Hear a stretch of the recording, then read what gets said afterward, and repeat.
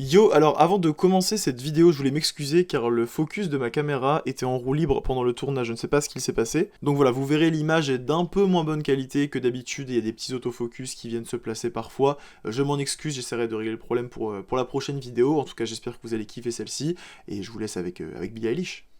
Bonjour tout le monde, j'espère que vous allez bien. On se retrouve dans un format qui change un peu de ce qu'on a pu faire sur la chaîne YouTube. Généralement, c'est quelque chose que je fais sur Instagram et sur TikTok, d'ailleurs n'hésitez pas à me suivre là-bas. Aujourd'hui, on va faire une petite review d'album, parce que pourquoi pas en fait. Alors non, la vraie raison, c'est que j'ai commencé à écrire une review pour le dernier album de Billie Eilish, qui était justement destiné à TikTok et Instagram, comme j'ai pu le faire pour plein d'autres albums. Mais je suis très vite arrivé à 6 ou 7 pages de script, ce qui est excessivement long pour un format vertical. Et comme j'arrivais pas à réduire mon texte et qu'il y avait trop de points que je voulais aborder, je me suis dit qu'il était peut-être temps d'exporter ce format sur YouTube de façon à parler plus tranquillement et plus en détail des albums qui sortent. Alors je préfère vous prévenir, c'est pas un format qui va revenir systématiquement sur la chaîne YouTube à chaque sortie d'album, c'est vraiment quelque chose que je garde pour TikTok et Instagram, mais des fois, exceptionnellement, lorsque j'estime que 4 minutes ne suffisent pas pour parler d'un album qui vient de sortir, et bah on arrivera sur YouTube pour en parler plus en détail. C'est quelque chose que j'aurais pu faire pour Cowboy Carter de Beyoncé par exemple, mais en fait j'attends la fin de la trilogie pour vous préparer une grosse vidéo analyse sur les 3 albums, donc c'est pour ça que j'ai pas voulu trop rentrer en détail au moment de ma review. Le but ici c'est vraiment de vous donner envie d'aller écouter un album, je vais pas vous faire de review de 15 minutes pour simplement défoncer un projet, je vois pas trop l'intérêt. Si je vous en parle, c'est que j'ai aimé l'album, que j'ai envie de vous partager mon expérience, mon ressenti, et aussi vous faire une petite analyse de façon à ce que vous ayez toutes les cartes en main pour aller écouter ou réécouter l'album dans les meilleures conditions.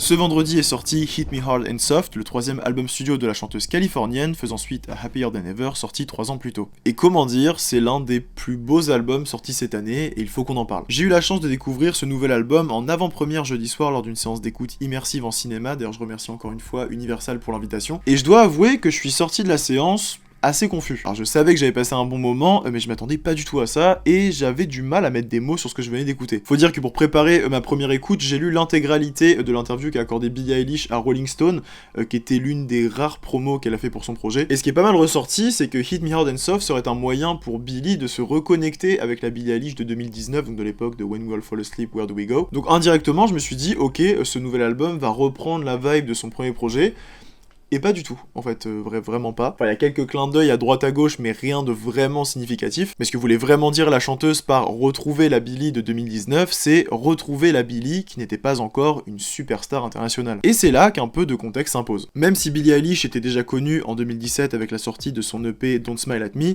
c'est à la sortie de When We All Fall Asleep, Where Do We Go, son premier album, que tout a vraiment basculé. Le projet débarque comme une sorte d'ovni sur la scène pop avec ses sonorités si uniques et particulières, ses thématiques sombres et sincères, et toute son esthétique autour du cauchemar. Comme pour beaucoup de monde, c'est à ce moment-là que j'ai sauté dans le train Billie Eilish et je n'en suis jamais descendu. D'ailleurs, l'année dernière, j'avais pu assister à une écoute immersive de When We All Fall Asleep, Where Do We Go, organisée par le Sonorium, qui m'a remis une claque plus de 4 ans après ma première écoute du projet. Et c'est là que tu sais que t'as affaire à quelque chose de spécial. L'album est l'un des plus gros succès critiques et commercial de la décennie, si ce n'est du 21e siècle. Billie Eilish fait un braquage aux Grammys, bref, à seulement 17 ans, la chanteuse californienne est perçue comme la nouvelle superstar de notre génération, qui semble tenir le futur de la pop dans le creux de ses mains. Et ce changement de vie soudain a forcé Billie Eilish à abandonner l'insouciance de l'adolescence pour entrer de manière prématurée dans une vie d'adulte au rythme effréné. C'est de cette transition brutale qu'est née Happier Than Ever, sur lequel on retrouve une Billie Eilish plus mature vis-à-vis de son image ou des sujets qu'elle aborde, mais c'est une maturité à la fois admirable et questionnable lorsque l'on sait qu'elle n'a que 19 ans au moment de la sortie de l'album. Billie Eilish a été contrainte de grandir plus vite que les gens de son âge et a dû abandonner assez soudainement la jeune fille qu'elle était encore, seulement quelques années auparavant. L'ère Happier Than Ever n'a donc pas été forcément bien vécue par l'artiste qui avait le sentiment d'avoir un discours et un mode de vie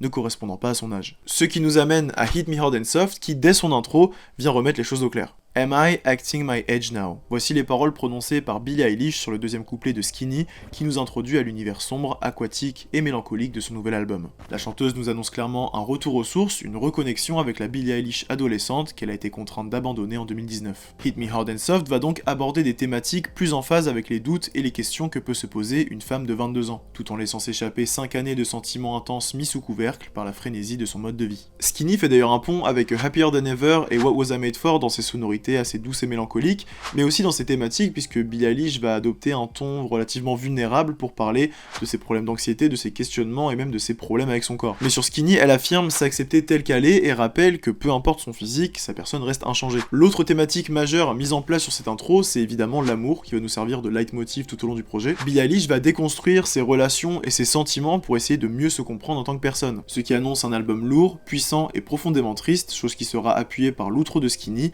composé d'une séquence instrumentale magnifique nous faisant voyager au rythme des violons. Et tout ça va petit à petit nous amener vers le deuxième morceau de l'album, et là c'est la rupture. Arrive alors Lunch, le lead single de Hit Me Hard and Soft, qui adopte des sonorités beaucoup plus pop et qui risque de jouer le rôle qu'un bad guy avait pu jouer sur When We'll Fall Asleep, Where Do We Go. Cette fois-ci, Billie Eilish s'ouvre sur sa sexualité de manière fun et légère, ce qui fait un contraste complet avec Skinny. Je vois un peu Lunch comme le morceau de rupture avec la Billie Eilish très sérieuse et self-conscious de Happier Than Ever. Skinny nous a fait la transition entre les deux, et là Lunch nous confirme que ça y est, on s'apprête à passer à autre chose. Et c'est pour ça que j'ai l'impression que c'est sur Chihiro que l'album commence réellement. Alors pas tellement au niveau des thématiques, mais plus au niveau de la construction du projet. Il y a beaucoup de morceaux sur Hit Me Hard and Soft qui proposent de nombreux changements d'ambiance qui parfois combinent plusieurs morceaux en un seul, ce qui apporte d'ailleurs énormément à la cohésion du projet. Et tout ça est installé sur Chihiro qui nous propose une progression constante et un build-up vraiment réussi. On y retrouve une Billie Eilish qui combine sa voix presque chuchotée à des sonorités très pop, qui est un peu l'emblème de sa carrière, et plus on avance dans le morceau, plus l'instrumental s'enrichit et se complexifie pour laisser place à un grand final sur des synthés dignes des meilleurs jukebox de Minecraft. C'est la première chose qui m'est venue à l'esprit. Et ces constructions progressives et complexes, on les retrouve plus tard sur The Greatest par exemple, qui prend des airs très Happier Than Ever dans sa dualité entre première moitié calme et deuxième moitié extrêmement puissante. C'est là qu'on voit l'une des autres grandes qualités de l'album, qui est la magnifique performance vocale de Billie Eilish. Et petite parenthèse, je trouve ça vraiment cool de voir que certaines des plus grosses pop stars actuelles qui ont sorti des projets récemment aient remis un peu leur voix au centre du projet. On a eu de très belles performances vocales sur Cobo Carter, sur Eternal Sunshine, sur Radical Optimism, et là du coup sur Hit Me Hard and Soft. Honnêtement ça fait trop plaisir. The Greatest, c'est pour moi l'un des highlights de l'album. Ça parle d'un amour désespéré, c'est puissant, c'est sincère, c'est bouleversant, bref c'est des frissons à chaque écoute. Et d'ailleurs vous avez peut-être remarqué que la deuxième partie du morceau reprend l'air qui est joué par les violons sur l'outro de Skinny. Voilà, petit détail un peu cool. Dans la lignée des doubles ou triples morceaux en un, on a évidemment L'amour de ma vie qui m'a valu un très beau fou rire pendant ma première écoute. Vraiment à quel moment ils se sont dit ok on va faire une intro en mode balade, Emily in Paris, je sais pas quoi, et à un moment boum on part sur de la pop synthé années 80 mélangée à de la pop alternative à mi-chemin entre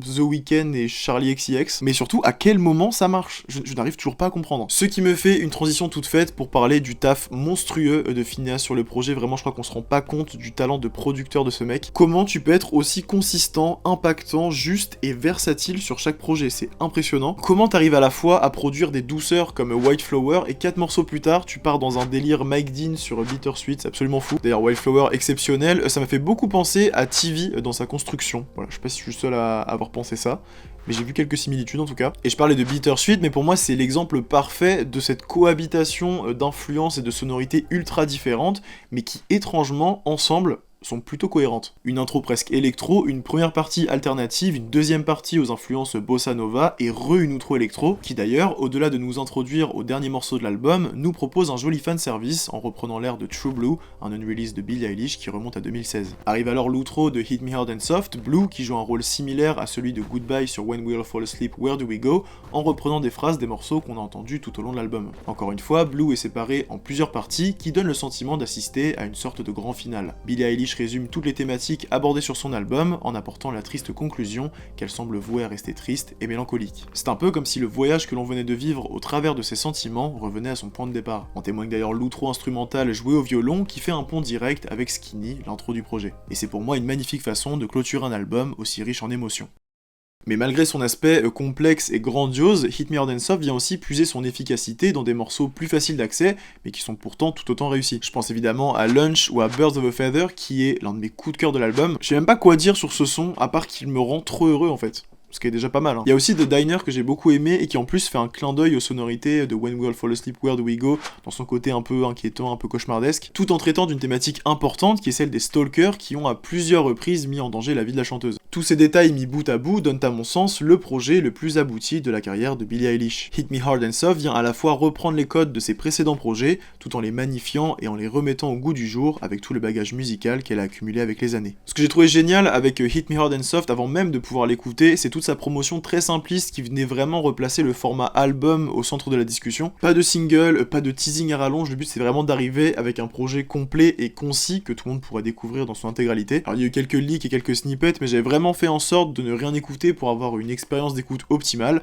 et honnêtement c'était la meilleure décision. Un autre point fort de l'album, c'est sa tracklist concise et son séquençage maîtrisé qui donne au projet une réelle cohésion. Il y a pas mal de personnes qui ont râlé en voyant que Hit Me Hard and Soft serait composé de seulement 10 morceaux, alors qu'au final l'album dure aussi longtemps que When We All Fall Asleep et seulement 10 petites minutes de moins que Happier Than Ever, et vous n'êtes pas sans savoir qu'une grande partie des albums marquants de l'histoire de la musique populaire ne dépasse pas les 10 titres en fait. L'industrie du streaming nous a habitués à des albums de plus en plus longs pour booster les ventes, souvent au détriment de leur qualité, donc honnêtement ça fait trop du bien de retrouver des projets hyper travaillés qui ont été pensés pour l'expérience d'écoute et non pour les chiffres. Donc oui, ça va être compliqué d'isoler des morceaux de Hit Me Hard and Soft pour aller les mettre dans des playlists ou je sais pas quoi, mais en fait c'est normal, l'album n'a pas été pensé pour ça. Il a été pensé pour être écouté du début à la fin, et c'est ce qui le différencie d'une majorité des albums pop qui sortent aujourd'hui, où la tracklist généralement, c'est juste une succession de singles. Là, sur Hit Me Hard and Soft, c'est vraiment différent. Et je parlais d'expérience un peu plus tôt, mais la cover de l'album nous plonge directement, sans mauvais jeu de mots, dans l'univers de l'album. Chaque morceau a une espèce de texture à la fois étouffée, vide et spacieuse qui nous donne l'impression de sombrer en plein milieu de l'océan. C'est quelque chose qu'on retrouvait notamment dans Swimming de Mac Miller, et c'est une esthétique que je trouve particulièrement efficace. Bon, après, Billie Eilish nous a habitués à réaliser des covers qui décrivent parfaitement l'ambiance de l'album qu'elle accompagne. Et d'ailleurs, en parlant de la cover, il est dit dans l'interview Rolling Stone que Billie Eilish a passé plus de 6 heures à se plonger en continu dans l'eau pour essayer de trouver la photo parfaite, et tout ça alors qu'elle a été longtemps terrifiée par l'eau, ce qui appuie cette volonté d'affronter ses peurs et de faire un travail sur elle-même